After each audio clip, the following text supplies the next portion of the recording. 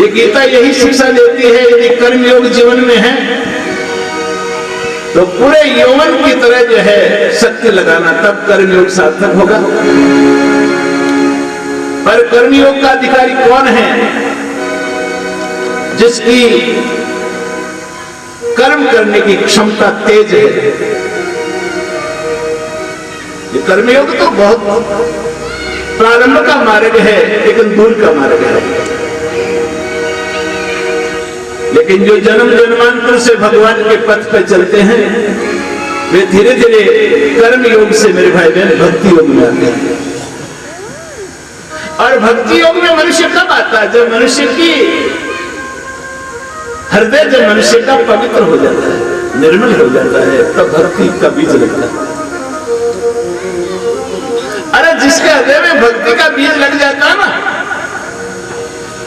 वो भक्ति का बीज जो ही प्रकट होता है और आंखों में से आंसुओं की धारा चल जाती है। हम जगत के लिए तो बहुत रोए मेरे भाई बहन, लेकिन परमात्मा के लिए आंखों में आंसू नहीं आए।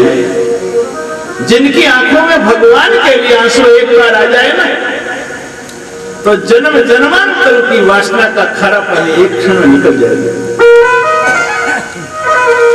हरि के लिए कोई रोना सीख जाए। इसलिए पुरुष जो है ना, ये रो नहीं सकते ज्यादा। किसी का जवान बेटा मर जाए और शमशान घाट में इसको जला रहे हो, तो भी कई बाप ऐसे होते हैं जिनके आंखों में आंसू नहीं आते। मर गया होगा, मर गया तो मर गया। और रोने वालों को और कहता, अरे छोड़ो रोना, नराई मरेगा। इसकी इतनी चिंता क्या करनी, चलो शमशान की तैयारी करो जल्दी से। बाप को जब गुस्सा आ जाता ना और विवेक जब प्रखर हो जाता है, तो वो आदमी फिर रोता नहीं है। और माताएं तो बहुत ज्यादा रोती है। जो परमात्मा के लिए रोता है ना, उसके आंखों के आंसू ठंडे होते हैं, और जगत के लिए रोने वालों की आंख के आंसू गर्म होते हैं। जो परमात्मा के लिए रोता है, उसके आंखों की ज्योति बढ़ जाती है, और जो जगत के लिए रोता है, उसकी आंखों की रोशनी चली जाती है। इसलिए जगत के लिए क्या रोना मेरे भाई बहन। अगर आंख में आंसू आते हो तो परमात्मा के लिए एक बार रोना सीखो, गरीब को। स्वामी राम तीर्थ हिमालय की पहाड़ों में रहते थे ज्यादा, और कभी कभी वो बहुत रोते थे। रोते रोते अपने कहते कि ए गधे राम, अपने स्वयं को कहते, अरे गधा, सारा जीवन बीत गया, परमात्मा की अनुभूति अभी तक नहीं हुई तुझे। तुझे घर छोड़े हुए 10 साल हो गए, परिवार की वासनाओं को जलाए हुए तुझे कितने साल हो गए, और गधा रोता फिरता है, अब तक भी हरि का अनुभव नहीं हुआ।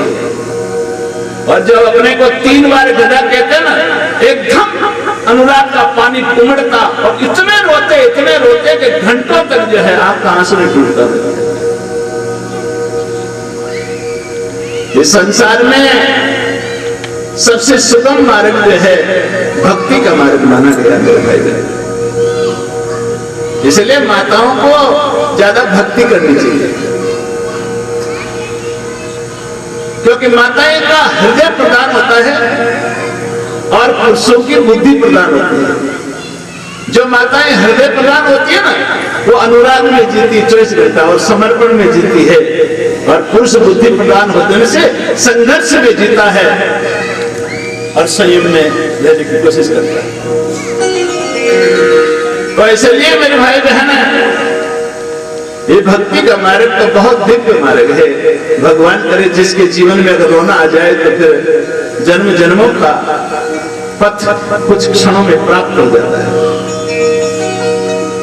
इसलिए तो मीरा ने यही कहा, असुवन जली से सींच सींच करे प्रेम बेल बोई, मीरा को किसी ने पूछा कि कृष्ण को तूने इतना जल्दी कैसे पा लिया? तो मीरा ने कहा कोई साधन नहीं था मेरे पास, मुझे केवल रोने था। मैंने आंसुओं से कृष्ण को खरीद लिया। अरे जिसके हरि के विरह में आंसू आ जाए ना, तो 1 साल तक कोई जप करो और हृदय में जो पुलकित बना है वो एक बार रोने से आ जाए। पर शर्त है हरि को लेकर रोए तो। हम कई बार राम कथा सुनाते हैं ना, तो राम कथा में जब दशरथ जी के मरण का प्रसंग आता है तो हम कभी कभी सोचते हैं कि चलो थोड़ा करुण प्रसंग सुनाएं, तो सुनाते कई भाई बहन रोने लग जाते हैं। पर हम इस बात को जानते हैं कि दशरथ जी के लिए थोड़ी रो रहे हैं, इनके घर के कोई मर गए उनको याद आ जाता है इसलिए रोते हैं।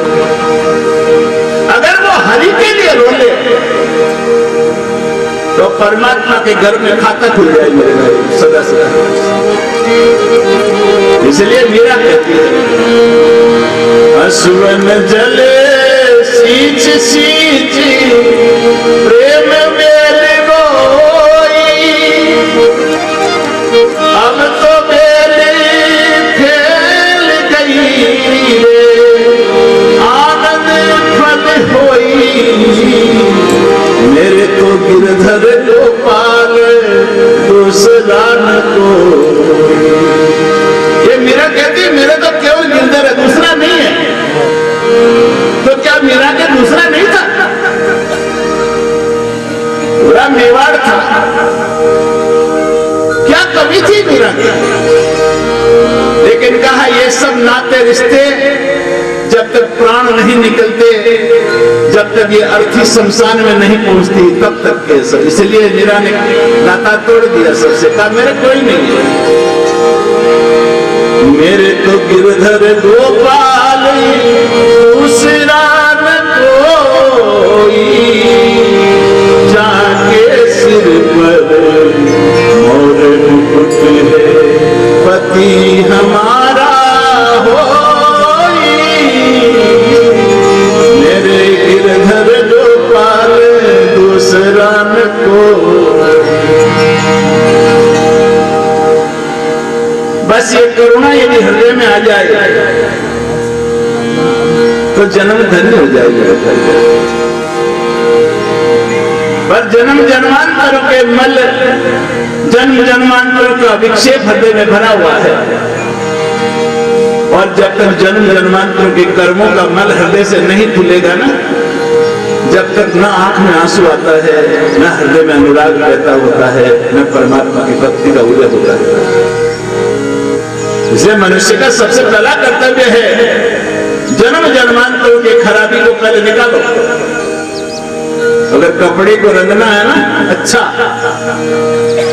तो पहले रंग में मत डुबो उसको, पहले उसकी गंदगी को साफ करो। जब मनुष्य की गंदगी मिट जाती है तो फिर कपड़ा मेरे भाई बहन ऐसा रंगता है कि फिर उसका रंग छूटता नहीं। इसलिए गीता यही शिक्षा देती है, कर्म में जवान बनो, भक्ति में बालक बनो और ज्ञान में बूढ़े बनो।